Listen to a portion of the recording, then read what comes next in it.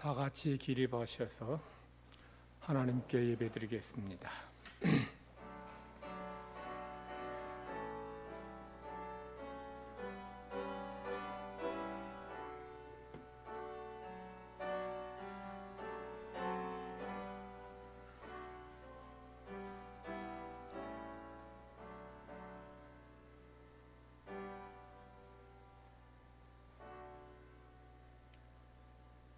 하나님이여, 우리가 주의 전 가운데에서 주의 인자하심을 생각하였나이다.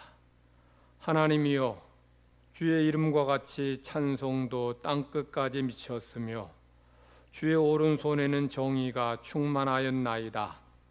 주의 심판으로 말미암아 시온산은 기뻐하고 유다의 딸들은 즐거워할지어다. 너희는 시온을 돌면서 그곳을 둘러보고 그 망대들을 세어보라. 그의 성벽을 자세히 보고 그의 궁전을 살펴서 후대에 전하라.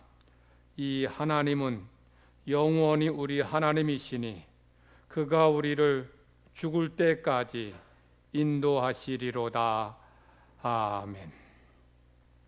세세무궁토록 찬양과 영광과 경배를 받으시기에 합당하신 우리 하나님 아버지께 찬양과 영광과 경배를 올려드립니다. 허물과 죄로 죽었던 저희들을 구원하시고 하나님의 자녀 삼아주시며 영원한 천국을 기업으로 주심을 감사드립니다. 험한 세상 살지만 택하신 백성들을 눈동자처럼 지키시며 돌보아 주셔서 오늘 주님 앞에 함께 모여 예배 드리게 됨을 감사드립니다. 이 세상 사는 날 동안 코로나의 위험, 각종 사고와 질병의 위험, 또 여러 가지 문제를 어려움을 만날 수 있는 그런 가운데 살지만 주의 백성들 지켜주시고 돌보아 주셨음을 감사하며 하나님 앞에 감사로 예배 드리오니 하나님, 저희가 드리는 예배를 기쁘게 받아 주시옵소서.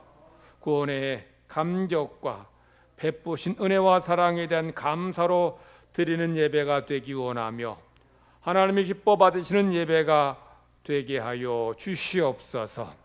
예배를 받으시고 영광 거두어 주시옵소서. 예배하는 자들에게 은혜로 충만하게 채워 주시옵소서. 은혜로 또 한 주간을 매일매일의 삶을 세상 속에서 살아가게 하여 주시옵소서.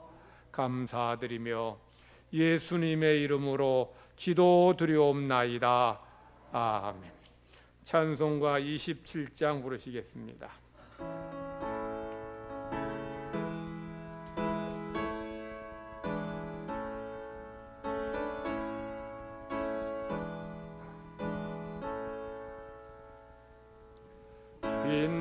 빛나고 높은 보좌와 그 위에 앉으신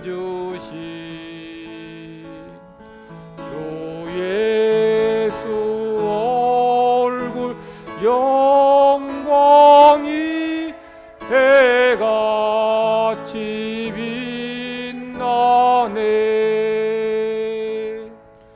해같이 빛나네. 지극히 높은 위엄과 한없는 자비를 무천사 소리 합하여 늘 찬송 드리네. 늘 찬송 드리네. 영육을 나를 살리려 그 영광 떠나서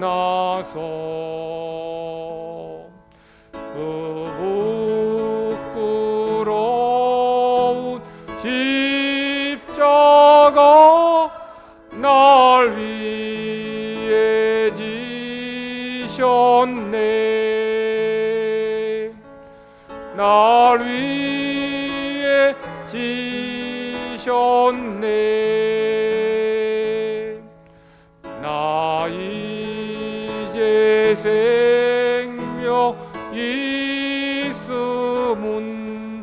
주님의 은혜요. 저 사망 권세 이기니 근지 넘치네. 큰 기쁨 넘치네.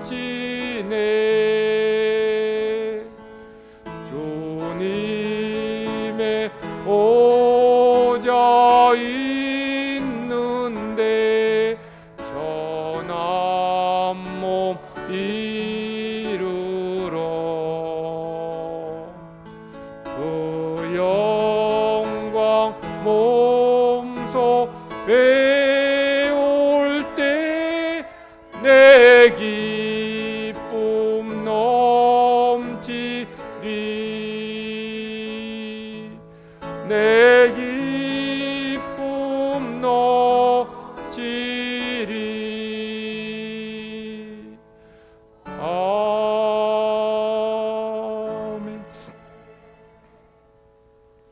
한 주간의 삶을 돌아보면서 하나님 앞에 범한 모든 죄, 마음으로 입술로 우리의 삶으로 범한 죄를 다 고백하는 참회 기도 드리겠습니다.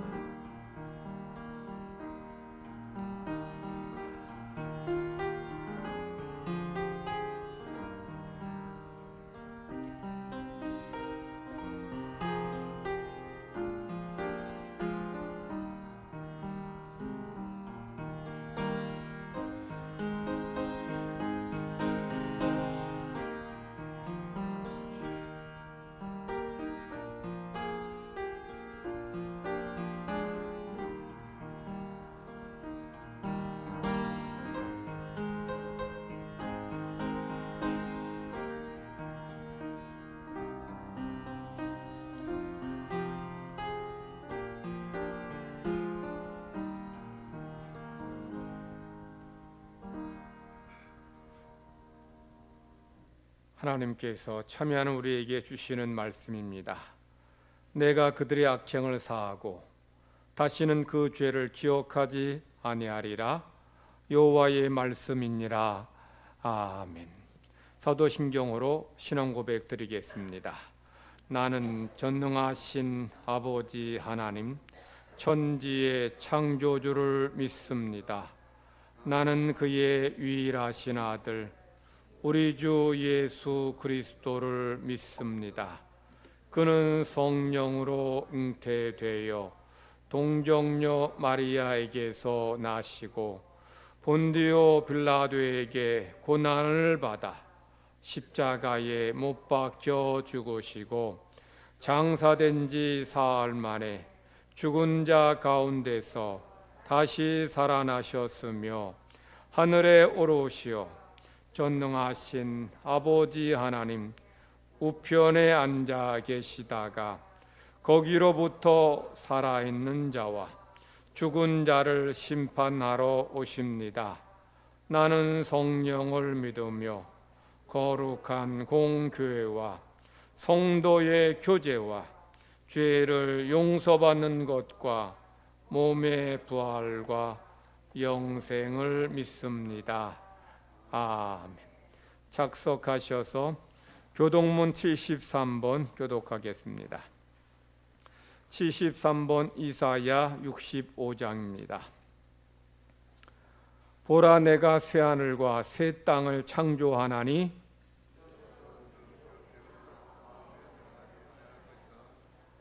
너희는 내가 창조하는 것으로 말미암아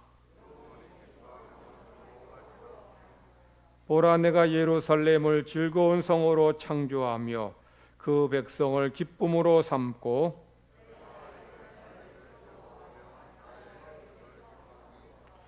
우는 소리와 부르짖는 소리가 그 가운데에서 다시는 들리지 아니할 것이며 사자가 소처럼 짚을 먹을 것이며 뱀은 흙을 양식으로 삼을 것이니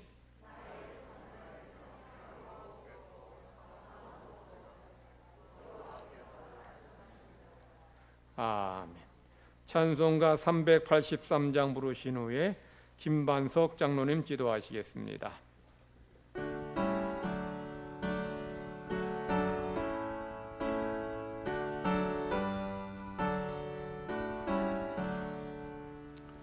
눈을 들어 산을 보니 도움 어디서 오나 천지지은 주 하나님 나를 도와주시네.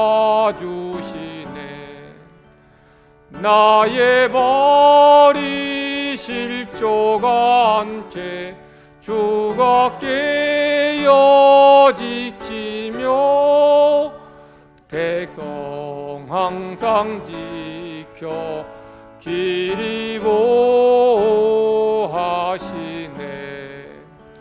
도우시는 하나님이 내게 그늘 되시니 낮에 해와 밤의 달이 너를 상치 않겠네.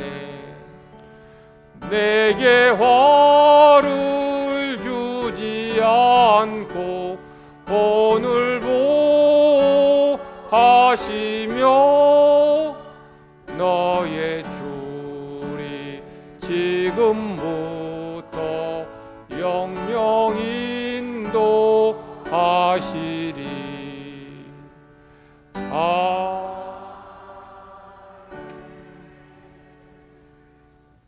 거룩하시고 은혜로우신 하나님 아버지, 우리를 지금까지 주님의 사랑과 은혜로 인도하여 주셨음을 감사드립니다. 은혜의 주님께서 우리를 주님의 전을 인도하사 복 주시기를 원하시는 주님을 찬양합니다. 우리에게 주님이 향한 믿음이 더욱 자라게 하시고 우리의 입술에 감사가 끊이지 아니하도록 인도하여 주시옵소서. 소망이 되시는 주님, 우리가 세상적인 유혹에 귀를 기울이지 않게 하여 주시기 원합니다.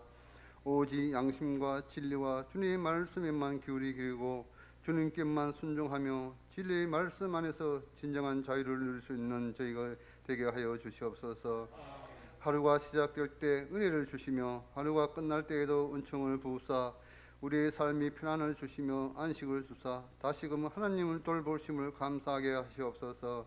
이제는 눈을 들어 주님의 뜻이 어디 있는지 찾게 하시고 진리를 알지 못하는 영혼들을 구원을 인도하게 하여 주시옵소서.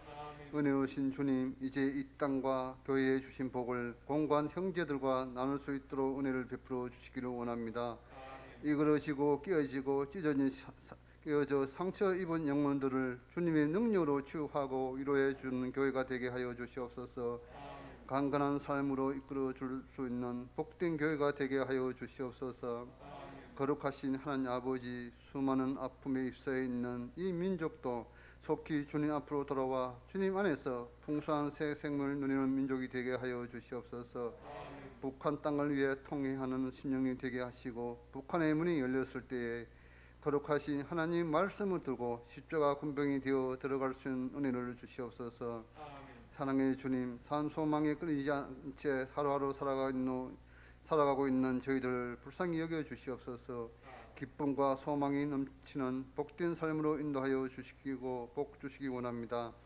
무엇보다도 구원의 주님을 만남으로 주님을 믿고 의지함으로 새 생명과 새 평안을 누릴 수 있도록 인도하여 주시옵소서. 하늘의 소망을 갖고 사는 복된 삶이 될 수 있도록 이끌어 주시기를 원합니다.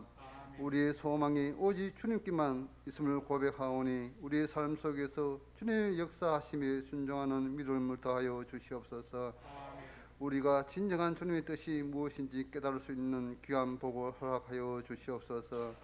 이 시간 우리에게 귀한 주님의 목자를 허락하셨으니 우리에게 주님의 말씀을 대언하실 때에 주님께서 우리에게 향하신 뜻이 무엇인지 알게 하시옵소서.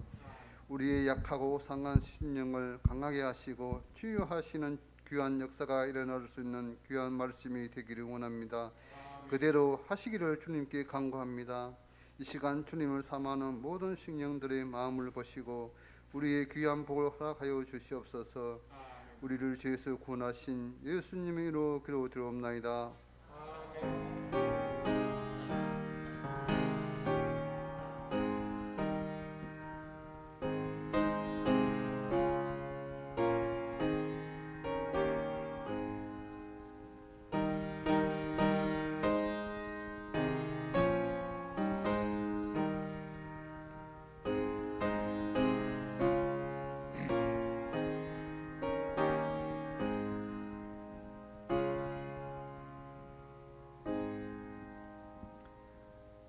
하나님께서 오늘 우리에게 주시는 말씀은 시편 121편 1절로 8절까지 말씀입니다.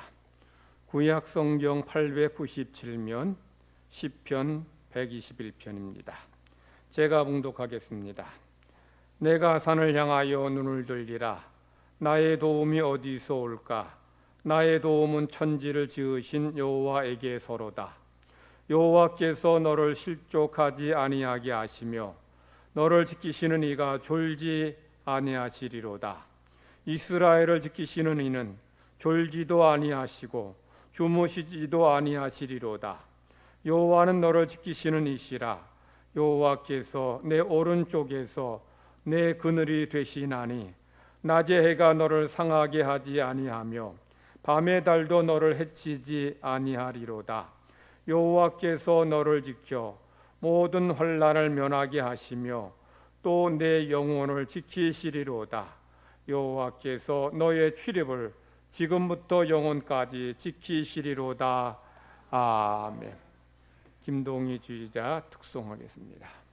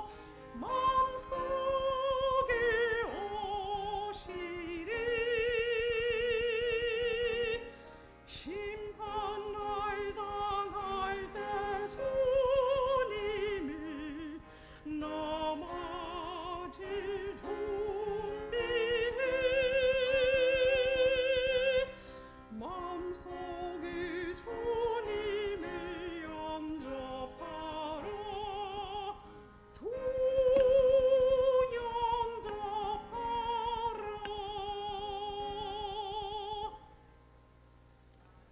아멘. 우리 옆 사람과 서로 인사 나누십시다. 축복합니다. 축복합니다.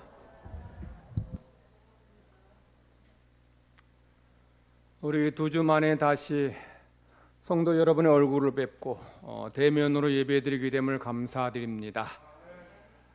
우리 교회에 확진자가 생겼지만 감사하게도 다행이게도 우리 교우들 중에 한 사람도 다른 분들에게 확진된 것이 없음을 그나마 하나님께 감사드립니다. 우리 대구 동로에 속한 경산의 모 교회는 교회 내에 13명의 확진자가 생겼고 또 그 성도를 통해서 가족 또 지인까지 포함해서 한 40여 명의 확진자가 생겼는데 우리 교회는 그래도 그 가정 외에 다른 성도들에게 확진되지 않음이 우리 그런 가운데서도 하나님께 감사드리는 거죠. 하나님이 우리의 삶을 더욱 지켜주셔서 코로나 다 물러갈 때까지 성도들 돌봐주시고 보호해 주시기를 간절히 바랍니다.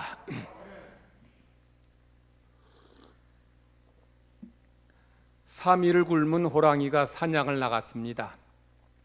배가 고픈 호랑이는 사냥을 나갔는데 저쪽 한 구석에 토끼가 쭈그리고 있는 것을 앉아 있는 걸 보았습니다. 그래서 잽싸게 이 토끼를 잡았어요. 그리고 한 입에 이 토끼를 잡아먹을 삼키려고 입을 크게 벌렸는데 이 토끼가 호랑이한테 인상을 쓰면서 이거 놔 자식아 이러는 게 아니겠습니까?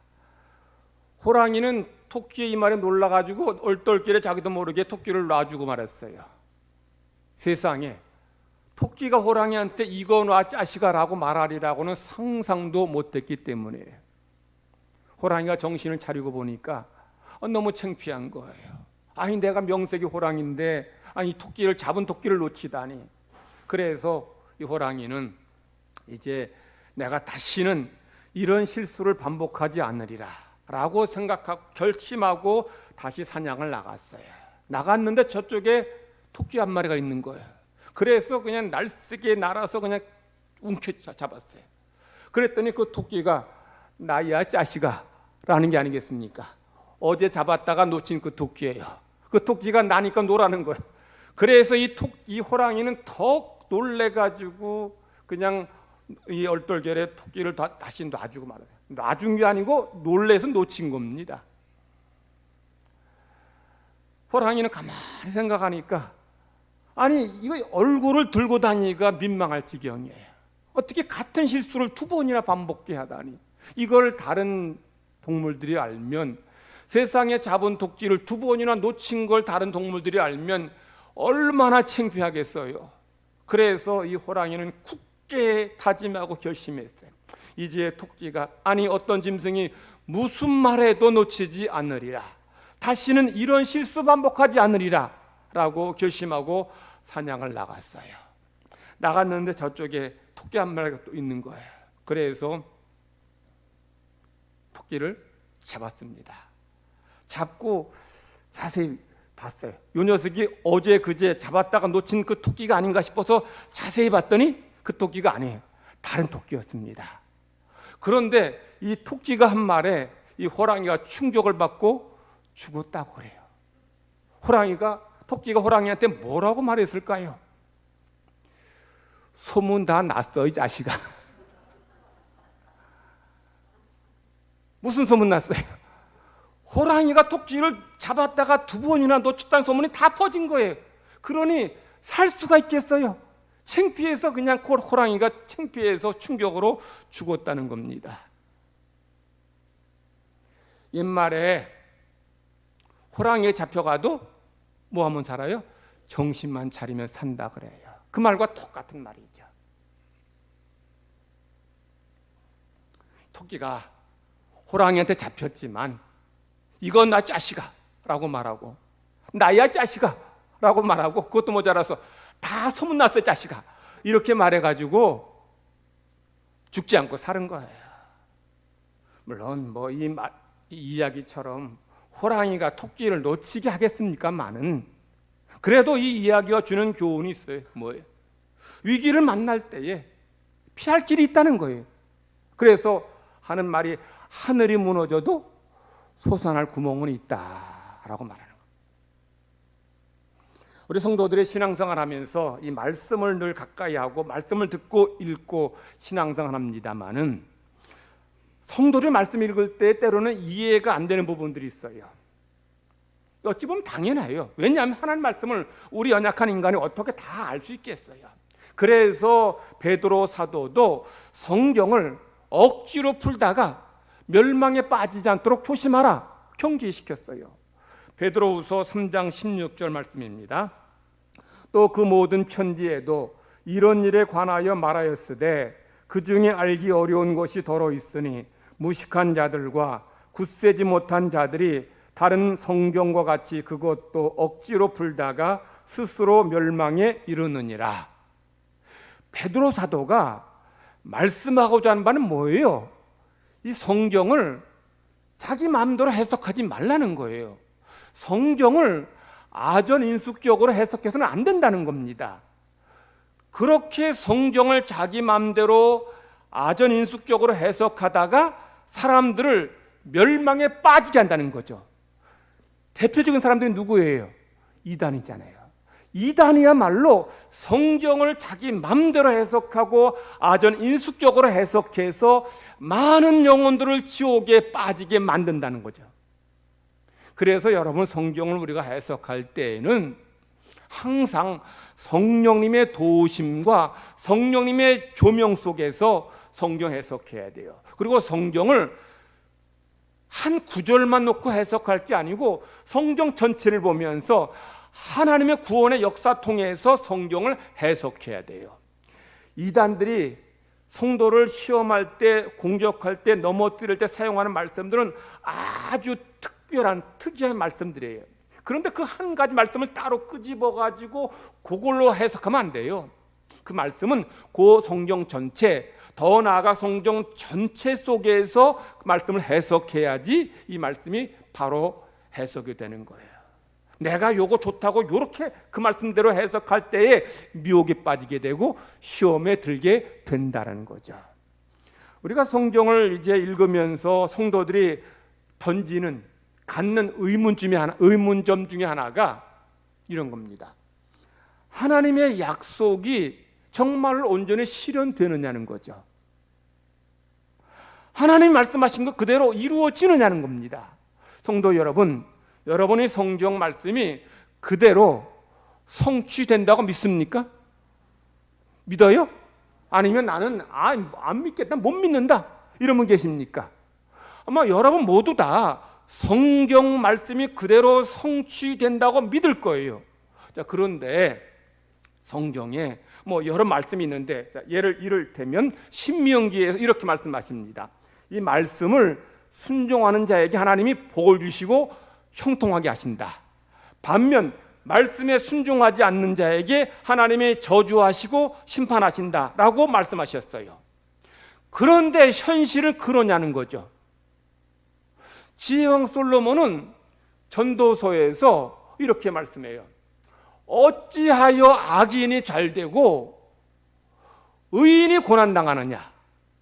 이 말씀은 신명기 말씀하고 정반대예요. 신명기에서는 말씀에 순종하는 의인들은 하나님이 복을 주시고 형통하게 하신다 하셨고, 말씀에 순종하지 않는 죄인은 악인은 하나님이 심판하시고 저주하신다 하셨는데, 그런데 어찌하여 악인이 잘되고 의인이 고난을 당하느냐는 거죠.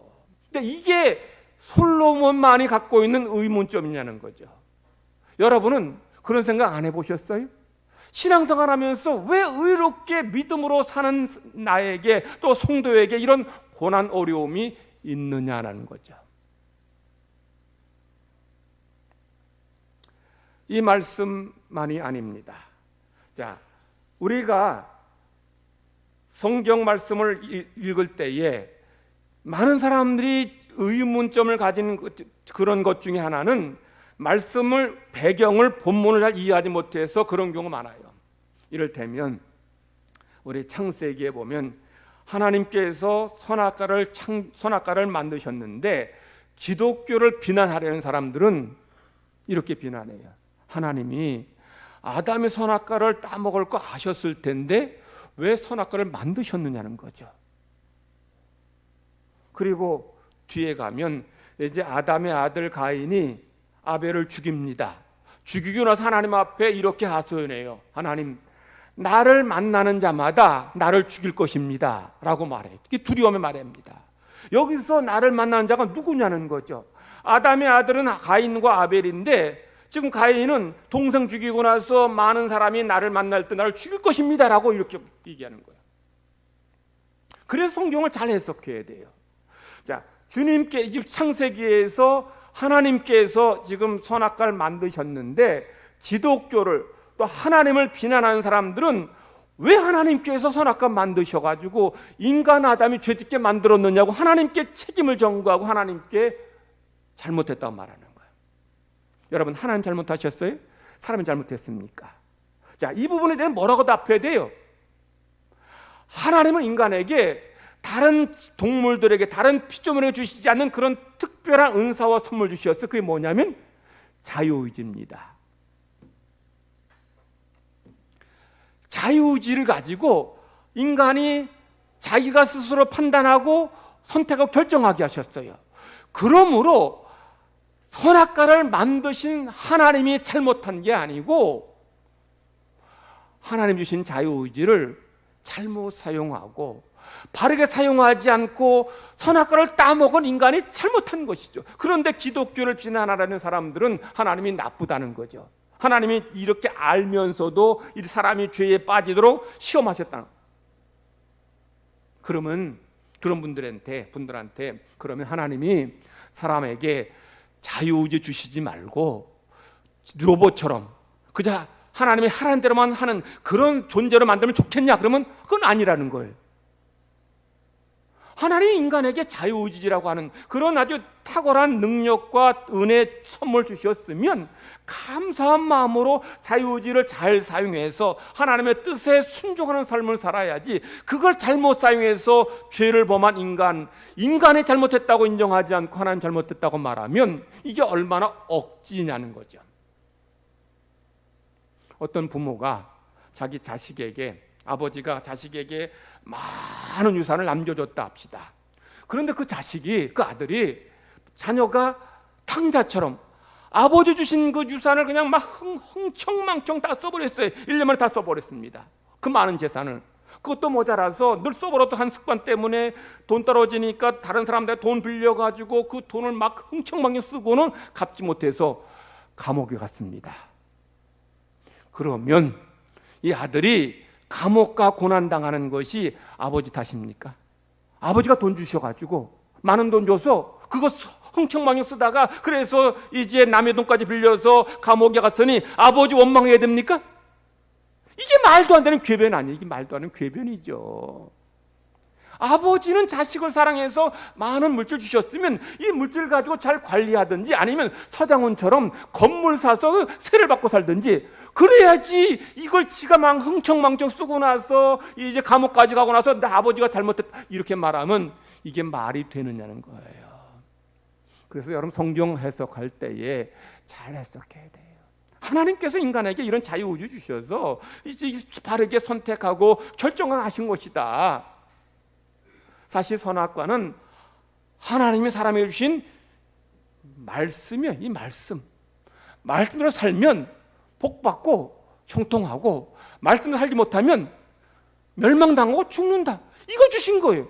그런데 내가 순종하지 않으면 그걸 변명하고 핑계하고 하나님 탓한다면 얼마나 이게 억진이고 잘못이냐는 거죠. 자, 그리고 아담의 아들 가인이 아벨 죽이고 나서 나를 만나는 자마다 나를 죽일 것입니다 라고 할 때에 여기 나를 만나는 자는 누구를 말하느냐? 누굴까요?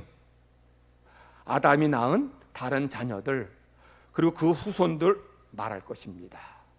성경에는 아담이 가인과 아벨과 셋, 세 사람만 낳았다 기록했지만 아담이 그 3명만 낳았겠어요? 아담의 향년, 아담이 몇 년 살았는가 하면 930년 살았어요. 930년 동안 살면서 3명밖에 안 낳았냐는 거죠. 근데 왜 성경 기록하지 않았어요? 성경은 족보책이 아니에요. 성경은 하나님의 구원을 우리에게 알려주시게 쓴 책이에요. 그렇기 때문에 이 구원의 역사에 필요한 사건들, 사람들, 이런 사람들은 기록하지만 필요치 않은 사람들은 늘 필요가 없는 거예요. 그러면 이 책 가지고는 몇백 배 이상 많은 양이 필요한 거예요. 감당이 안 돼. 그래서 하나님의 구원의 역사에 필요한 책들만, 그러한 사건들만 성경책에 기록한 거예요. 그래서 우리가 성경을 이렇게 해석을 해야 되는 거죠.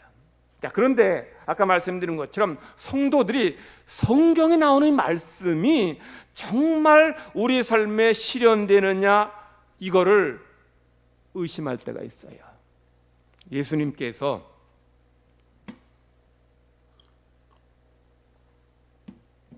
십자가 지시기 전에 제자들을 지켜달라고 하나님께 기도했어요. 요한복음 17장 11절입니다. 나는 세상에 더 있지 아니하오나 그들은 세상에 있사옵고 나는 아버지께로 가옵나니 거룩하신 아버지여 내게 주신 아버지의 이름으로 그들을 보존하사. 자, 예수님이 뭐라고 기도하셨어요? 우리 제자들을 고난과 시험으로부터 보호해달라고 기도하셨어요. 제자들이 고난과 시험으로부터 보호받았습니까? 아니에요. 성경 보면, 사도행전 보면 제자들이 핍박받고 고난받고 시험당했어요. 자, 그러면 예수님의 기도가 응답되지 않은 것일까요? 제자들 보존해달라는 예수님의 기도가 실현되지 않은 거예요? 다른 말씀 한 절을 보겠습니다. 우리 주일마다 예배 마칠 때에 이제 제사장의 축복문으로 축복 기도로 제가 이제 예배를 마치는데, 제사장 축복 기도, 여호와는 내게 복을 주시고 그 다음에 뭐예요? 너를 지키시기를 원하며, 여호와는 그의 얼굴을 내게 비추사 은혜 베푸시기를 원하며, 여호와는 그 얼굴을 내게로 향하여 두사 뭡니까? 평강 주시기를 원하노라. 아멘. 자, 하나님께서 유대인들을, 성도들을 지켜주시고 평강 주신다고 약속해 주셨습니다. 질문할게요. 성도 여러분, 지금까지 살면서 성도 여러분 한 번도 시험, 문제, 질병, 어려움 만난 적 없이 하나님 다 지켜주셨습니까? 한 번도 내 삶에 평안하지 않은 적이 한 번도 없었습니까? 하나님은 분명히 여러분들을 지켜주시고 보존해 주시고 평강 주신다고 약속해 주셨는데, 그럼 우리 삶에 이런 어려운 문제, 질병, 고난 한 번도 없었냐는 거죠. 365일 평생 지금까지 평안한 삶만 살았냐는 거죠. 아니잖아요. 그러면 주님께서 하신 그 기도의 제목, 저들을 아버지의 이름으로 보존해 달라는 이 기도의 제목이 제자들에게만 해당되는 말씀이에요. 제사장의 축복의 말씀이 당시 제사장의 축복의 말을 듣는 유대인들에게만 해당이 되는 말씀이냐는 거죠. 아니에요. 이 말씀, 주님의 축복의 말, 주님의 기도의 말씀, 제사장의 이런 축복의 말씀은 당시 성도들에게, 제자들에게도 주신 말씀이고 또한 오늘 여러분들에게도 주시는 말씀이에요. 여러분에게도 주님께서 보존해 주시겠다, 여러분에게도 하나님이 지켜주시고 평강 주시겠다 약속하신 말씀이에요. 그러면 성도들 물을 거예요. 아니, 그러면 내 삶에 있는 이 질병, 이 문제, 이 고난은 어떻게 해석해야 하느냐는 거죠. 하나님이 지켜주시겠다고 약속하셨다면 그 말씀 반드시 성취되어야 되는 것이 아니냐는 거죠. 하나님이 거짓말하신 겁니까? 하나님 거짓말하셨어요? 하나님은 거짓말하지 않는 분입니다. 시건치 않는 분이에요. 하나님은 말씀하시고 이루시는 분이에요.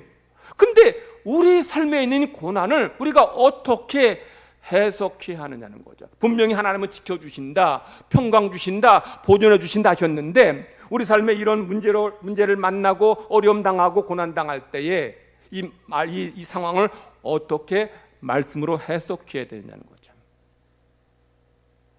여러분, 주님께서 주님의 기도를 가르치시면서 아주 중요한 말씀하셨어요. 뭐라고 하셨느냐? 성도들을 시험에 들지 않게 하시고. 여러분이 이 세상 살 동안에 고난 당하고 죽음 만나고 그리고 질병 여러 가지 어려움 당하는 것은 죄의 결과입니다. 아담과 하와가 죄를 범함으로 죄의 결과인 죽음이 왔고 질병이나 각종 부조리와 악이 우리 삶에 들어왔어요. 그렇기 때문에 우리 삶에 이런 고난, 이런 질병 피할 수 없습니다. 그러면 지켜주신다는 말씀 어떻게 해석해야 돼요? 하나님께서 지키시고 보호하신다는 말씀처럼 성도들의 육체 지켜주시고 여러분의 가정 보호해 주십니다. 그러나 하나님은 또한 여러분의 영혼을 지켜주시기를 원하시는 거예요. 여러분의 영혼이 실족하지 않고 여러분의 영혼이 멸망당하지 않고 지옥에 가지 않도록 하나님이 지켜주신다는 것이에요. 그런데 그러면 왜 우리 삶에 이런 고난 있고 어려움이 있느냐? 하나님은 우리 성도의 영혼을 지키시기 위해서 보존하시기 위해서 때로 우리에게 이런 고난과 어려움을 질병을 허락하시기도 해요. 왜냐하면 우리 삶의 평안함과 형통함과 건강함과 좋은 것만 있으면 그게 과연 영혼에도 좋은 것이겠느냐? 아니에요. 그러다가 실족하고 그러다가 하나님이 어디 있느냐 교만해지고 그러다가 세상의 죄악 상락에 빠져서 하나님 떠난 사람이 한둘이 아닙니다. 여러분, 이번에 우리 예방주사 맞았는데 우리 안에 확진자 생김으로 인해서 여러분들 어떤 생각까지? 야, 코로나 남의 얘기 아니구나. 더 조심해야 되겠구나. 마스크 더 잘 써야 되겠구나. 더 자리 뛰어서 앉아야 되겠구나. 어려움 겪으면 오히려 그걸 통해서 우리가 더 교훈을 얻게 되고 더 건강한 삶을 살 수 있는 비결이 되고 길이 열리는 거예요. 마찬가지 하나님께서 여러분의 육체를 지켜주시고 평안하게 해주시고 형통해 주시길 원하시지만 때로 우리가 그런 삶으로 인해서 하나님에게서 멀어지고 세상 향락을 쫓고 물질을 쫓고 간다면 그렇게 갈 수 있을 때 하나님은 때로는 고난을 허락하시기도 하는 거예요. 하나님의 의도는, 하나님의 마음은 여러분의 영혼의 구원에 더 방점이 찍혀 있는 것이고 마음이 있는 거예요. 그래서 아버지의 이름으로 저들을 보존해 주사라는 이 주님의 기도는 베드로의 삶을 보면 아주 완벽하게 성취된 걸 볼 수 있어요. 베드로가 예수님 3번 부인하고 저주했습니다. 이러면 어떻게 돼야 돼요? 지옥에 떨어져야 돼요. 그런데 예수님께서 저들을 보존해 달라고 기도하셔서 베드로가 구원받아서 그래서 잠시 좀 부끄러운 삶을 경험했지만 멸망당하지 않고 지옥 간 거예요. 그럼 가룟 유다 왜 지옥 갔어요? 가룟 유다는 택함 받은 자가 아니었기 때문에. 택함 받지 않은 가룟 유다는 하나님께서 그 영혼의 그 지옥에 던져지게 하셨지만 택함 받은 베드로는, 택함 받은 성도는 하나님이 지켜주시고 보호해 주신다는 거죠. 그래서 여러분 믿음 생활할 때, 신앙생활 할 때 잘 기억하실 것은 하나님의 지켜주심과 보호하심의 약속은 마귀의 시험으로부터 여러분을 지켜주신다는 것이고 택한 백성들을 지옥에 빠지지 않도록 보호해 주신다는 약속의 말씀임을 기억하시기 바랍니다. 여러분들이 이 말씀을 육체에 우리 삶의 가정에 이런 보호하심으로만 이해하게 될 때에 말씀이 과연 제대로 응답되느냐, 약속이 정말 온전히 성취되느냐 우리가 의심할 수 있는 거예요. 창끝이란 영화 여러분들 보셨나 모르겠는데요, 이 영화는 1956년 짐 엘리어트와 네이트 세인트라는 이 5명의 이 젊은 선교사가 에콰도르의 와오다니족에게 선교하다가 그들에게 창에 찔려 죽은 이야기를 사건을 다루고 있어요. 이 젊은 5명의 선교사들은 와우다니족이라고 하는, 이 와우다니족은 이제 다른 외부인과 이제 접촉하지 않은 굉장히 사나운 그런 원주민들이에요. 이들에게 이제 선교하기 위해서 이제 그들에 다가갔는데, 그냥 가면 그들이 뭐 자기를 죽일 수 있으니까 그들에게 마음을 열도록 하기 위해서 비행기로 계속 그들의 그 부족에다가 계속 먹을 것과 여러 생필품을 갖다 줬어요. 여러 날 동안 계속 이제 며칠에 한 번씩 양식과 여러 가지 선물들, 그리고 이제 생필품들을 이제 전달해 주고 나서 이 5명의 선교사들은 이쯤 되면, 이 정도면 저들이 마음을 열 것이다, 이제 우리를 받아줄 것이다, 이제 관계가 어느 정도 이제 형성되었을 것이 생각하고서 그들이 살고 있는 이 강변에 착륙에 들어왔어요. 들어왔는데, 내렸는데, 비행기에서 내렸는데 비행기 떠져 다시 올라갔죠.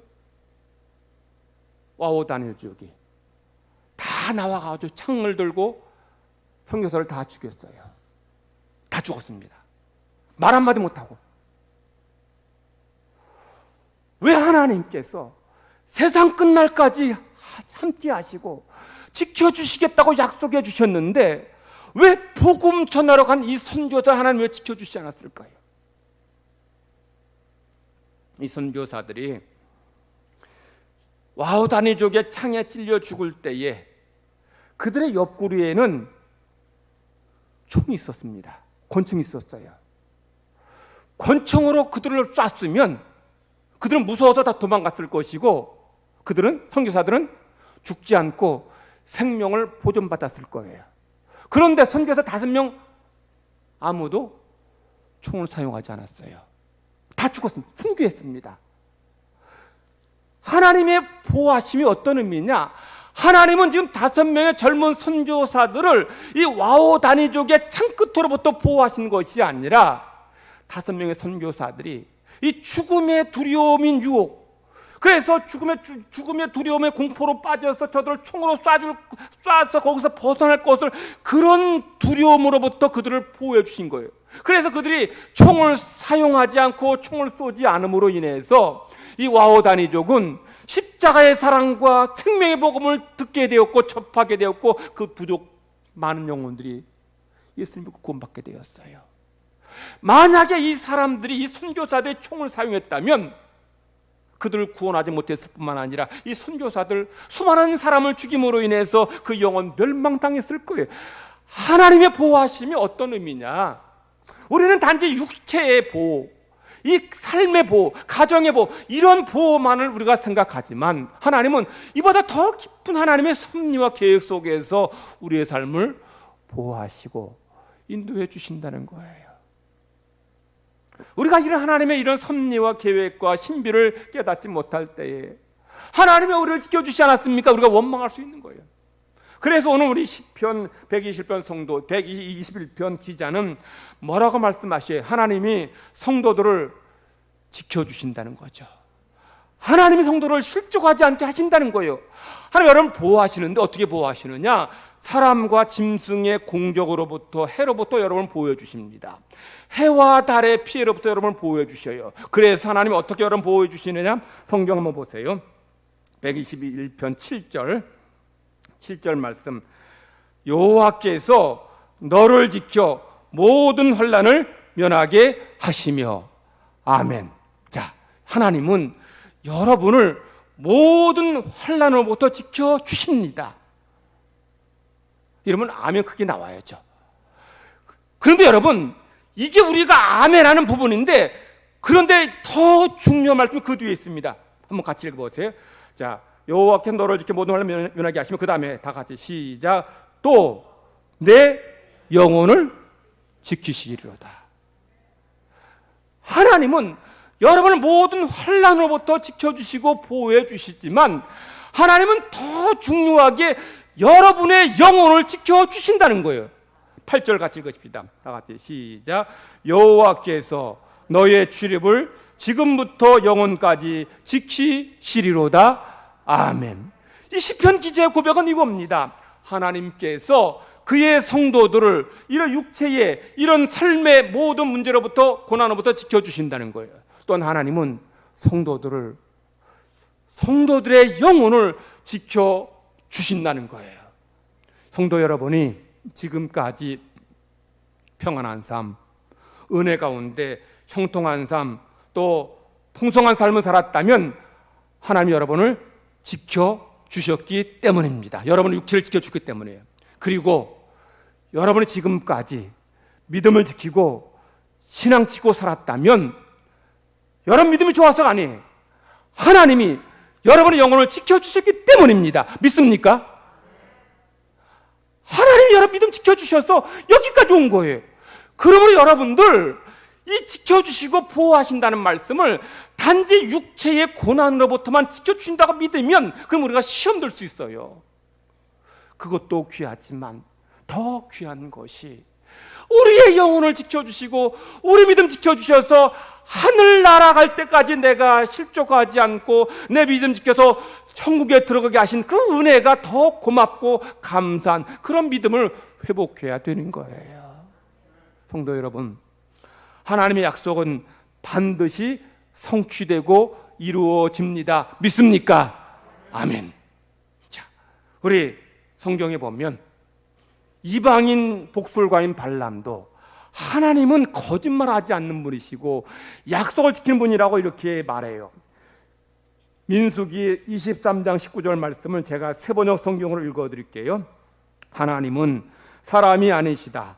거짓말을 하지 아니하신다. 사람의 아들이 아니시니 변덕을 부리지도 아니하신다. 어찌 말씀하신 대로 하지 않으시랴.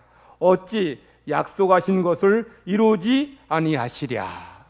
이방인인 발람도 하나님은 약속을 지키는 분이고 거짓말하지 않는 분이고 하나님은 신실한 분이라고 믿는다면 하물며 성도들은 하나님의 약속의 성취를 더 믿어야 되지 않겠습니까? 제가 앞에 서론에서 토끼가 호랑이에 잡혔지만 죽지 않았다고 말씀드렸어요. 하나님은 성도들을 호랑이에 잡힌 것보다 더 심각한 위기에서 여러분을 지켜주십니다. 하나님은 성도들을 우는 사자와 같은 악한 마귀의 시험으로부터 여러분 보호해 주십니다. 여러분 영혼 지켜주십니다. 하늘 날아갈 때까지 여러분 지켜주실 줄 믿으시기 바랍니다.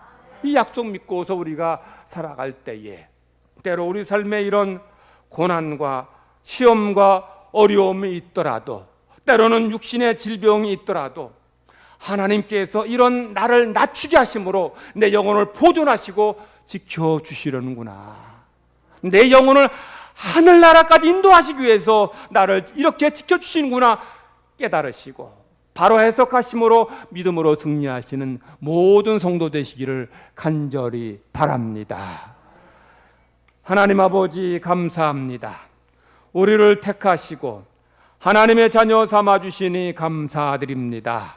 우리의 육체를 우리의 가정을 보존해 주시고 모든 환난으로부터 보호해 주심을 감사드립니다. 또한 우리 영혼을 지켜주셔서 오늘까지 믿음 생활하게 하시고 하나님 의지하며 예배하게 하시니 감사드립니다. 하나님 주의 택하신 백성들 험한 세상 사는 날 동안 코로나로부터 각종 질병과 위기와 재앙으로부터 지켜주시고 보호하여 주시옵소서. 우리를 평안하게 해주시고 평탄하게 해주시고 형통하게 하여 주실지라도 우리가 그로 인해서 믿음이 해이해지고 나태해지지 않고 게을르지 않도록 주님 저희들을 붙잡아 주시옵소서. 더 감사함으로 믿음 생활함으로 말미암아 우리 영혼 하늘 날아갈 때까지 실족하지 않게 하시고 늘 승리하게 하여 주시옵소서. 크신 사랑 감사드리며 예수님의 이름으로 기도드리옵나이다. 아멘. 찬송가 342장 부르시겠습니다.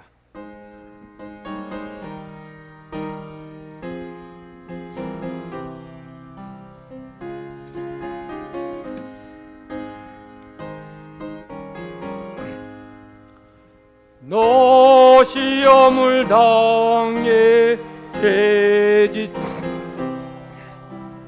너 용기를 다해 곧 물리쳐라 너 시험을 이겨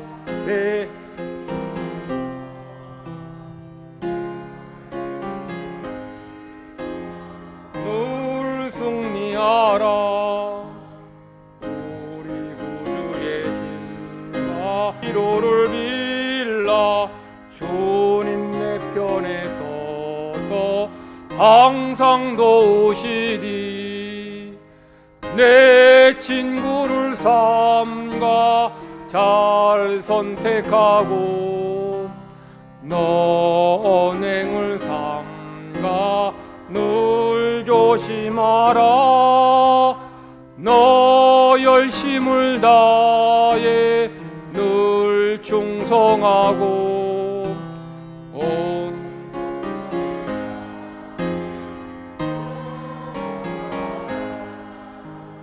우리 구주의 신과 그의 위로를 빌라 주님 내 편에 서서 항상 도우시리 잘 이기는 자는 상 주시리 너 낙심치 말고 늘 전진하라 내 구세주 예수 힘 주시리니 주 예수를 믿어 늘 승리하라 우리 구주의 그의 위로를 빌라 주님 내 편 항상 도우시리 조명옥 장로님, 석순회 권사님, 코로나로부터 저희 가족과 교회를 지켜주심에 감사합니다는 마음으로 예물 드립니다. 16호 장로님, 김현훈 권사님, 4월 한 달도 하나님의 은혜 가운데 평안히 지나게 됨을 감사합니다는 마음으로 예물 드립니다. 기도드리겠습니다. 하나님 아버지 감사합니다. 주의 자녀들, 주의 백성들을 험한 세상 가운데 코로나와 또 각종 문제와 시험과 어려움과 질병으로부터 지켜주시고 보호해 주심을 감사드립니다. 우리의 영혼을 오늘까지 지켜주심을 감사드립니다. 하나님의 은혜와 사랑에 감사해서 주의 백성들이 감사로 예물 드리며 또 감사로 예배 드립니다. 우리 예배를 받으시고 우리의 헌물을 기쁘게 흠양하여 주시옵소서. 이 물질에 감사의 제목을 담아 하나님께 올려드리지만 마음의 소원, 기도의 제목을 하나님 앞에 올려드립니다. 하나님, 이 예물 받으시고 우리의 기도의 제목과 마음의 소원이 아름답게 응답되어지게 하여 주시옵소서. 지금까지 하나님께서 우리의 삶에 평안 주시고 형통하게 하시고 우리 기도에 응답해 주심을 감사드립니다.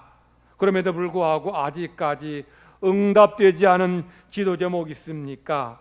이루어 주시고 응답하셔서 우리 삶에 하나님의 역사를, 하나님의 은혜를, 하나님의 신비를 체험하게 하여 주시옵소서. 하나님의 살아계심을 우리 삶의 자리에서 맛보게 하여 주시옵소서. 크신 사랑 감사드리며 예수님의 이름으로 기도 드리옵나이다. 아멘.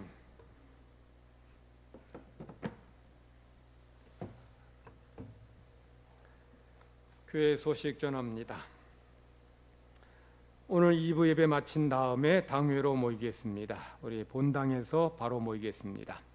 오늘부터 대면 예배 다시 드립니다. 성도들 비대면 예배 돌아가지 않도록, 전환되지 않도록 더 기도 많이 해주시고 또 조심해 주시기 바랍니다. 다음 주일은 어린이 주일로 지킵니다.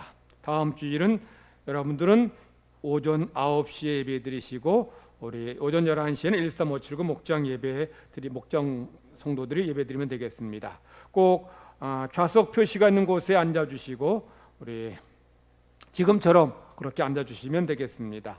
우리 5월 1일까지는 당분간 새벽 기도회, 수요 기도회, 주일 저녁 예배는 모이지 않습니다. 우리 교육부서는 당분간 자체적으로 영상 예배 드립니다. 다음 주일에 1,000원 넘게 헌금 드립니다. 우리 힘껏 함께 동참해 주시기 바라고요. 월요일부터 우리 금요일까지 가정예배 순서지와 음성 큐티 통해서 가정예배 드리시고 음성 큐티 통해서 믿음 생활 잘 하시기 바랍니다. 추후 교회에 관련된 당의 결정 사항들은 핸드폰 문자로 또 교회 카톡 소식방으로 알려드리도록 하겠습니다. 우리 손우자 권사님 아쉽지만 우리 제천으로 이번 주 금요일 29일 날 이사하시게 되었습니다. 멀리 가셔서 앞으로 자주 뵙지 못하게 되는데 여러분들 우리 권사님 그곳에서도 믿음생활 잘할 수 있도록 더 기도해 주시고 영적으로 기도하는 가운데 교제하시기 바랍니다. 우리 4월 암송할 말씀 우리 다 같이 크게 암송하십니다. 다 같이 시작. 하나님이 세상을 이처럼 사랑하사 독생자를 주셨으니 이는 그를 믿는 자마다 멸망하지 않고 영생을 얻게 하려 하심이라. 요한복음 3장 16절 말씀. 옆 사람과 다시 한번 인사합시다. 한 주간 은혜 가운데 승리하세요. 다 같이 기립하셔서 찬송 부르겠습니다.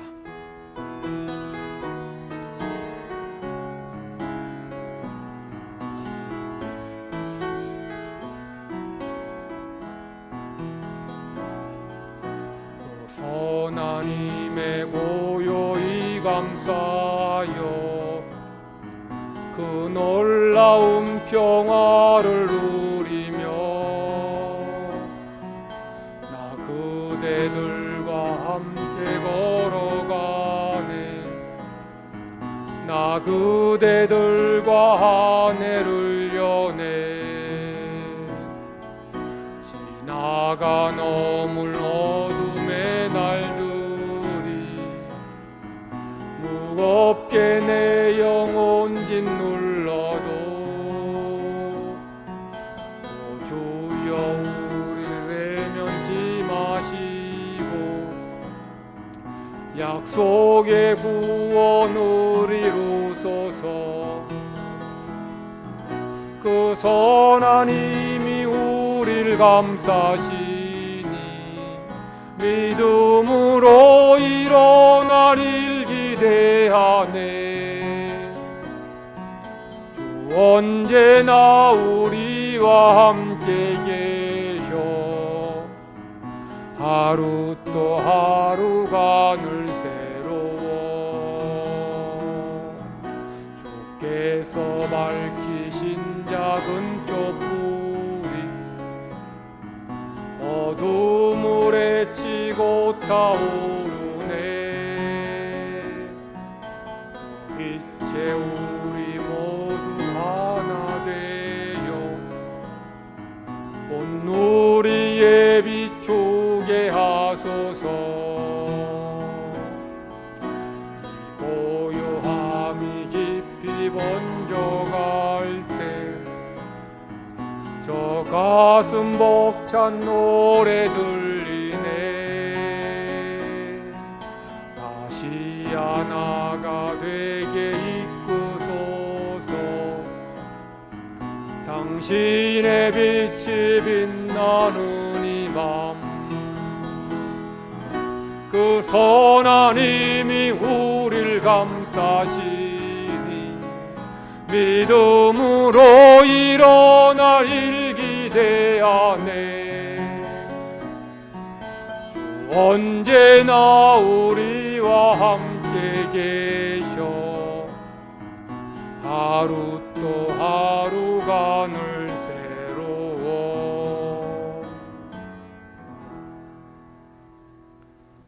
여호와는 내게 복을 주시고 너를 지키시기를 원하며 여호와는 그의 얼굴을 내게 비추사 은혜 베푸시기를 원하며 여호와는 그 얼굴을 내게로 향하여 드사 평강 주시기를 원하노라.